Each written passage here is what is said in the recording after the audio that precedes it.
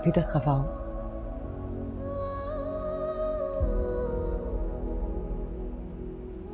जिस फैसले ने आपका और मेरा सबके सामने तमाशा बना दिया, आपको क्या लगता है मुझे उस फैसले पर नाराज होने का भी हक नहीं है?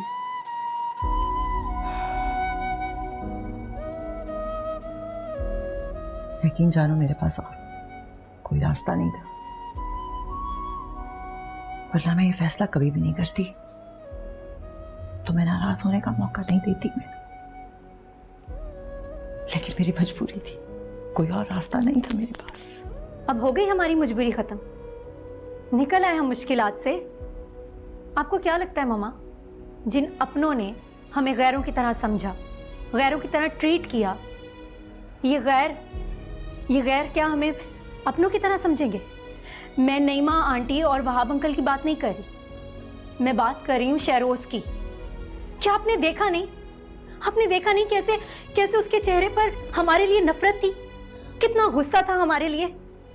सब देख रही हूं मैं, जिस तरह इन नए रिश्तों को कबूल करने में तुम्हें मुश्किल पेश आ रही है ना, तो शहरोज की भी यही कैफियत है। वो भी इसी मरहले से गुजर रहा है और अंदाजा हो गया है ना कि वो कितना जज्बाती है। बिल्कुल ठीक। आप ऐसे ही बेटा बेटा करके अंदाजा लगाती रहें कि वो कितना ठीक है या कितना गलत, और वो हमें हकारत भरी नजरों से देखता रहेगा, ऐसे देखेगा कि जैसे हमारी कोई हैसियत नहीं। मत सोचो ऐसा, थोड़ा वक्त दो, सब ठीक हो जाएगा। थोड़ा वक्त देना जरूरी है। जैसे नए घर में आकर, नए लोगों में आकर, नए रिश्तों में आकर हमारे दिलों में खदशात है ना, इसी तरह के खदशात इनके दिलों में भी होंगे कि कहीं हम उनके घर में आकर, उनकी जिंदगियों में आकर उनके लिए कोई मुश्किल या दुश्वारियां ना पैदा कर दें। ये हमारी नई जिंदगी है और रोशना, यही हकीकत है। हमें तस्लीम करना होगा। मैं तुमसे रिक्वेस्ट करती हूँ कि जो तरबियत मैंने तुम्हारी की है ना, उसका पास रखना। मैं तुम्हारा हाथ जोड़ती हूँ, सबसे एहतराम से पेश आना, सबकी इज्जत करना। अगर नईमा को और वहाब साहब को तुम माँ बाप का दर्जा दोगी ना, तो हमारे लिए यहाँ पे एडजस्ट करना आसान होगा। कभी भी नहीं। आपने ये सोचा भी कैसे कि मैं अपने बाबा की जगह कभी भी किसी और को दूंगी?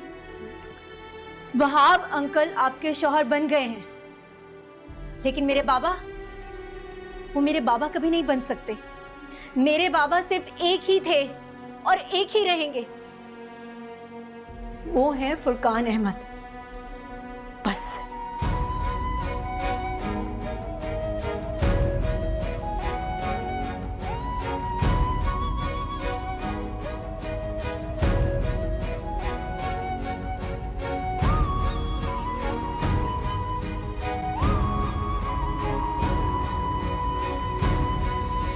सितमगर ये कुर्बतें क्या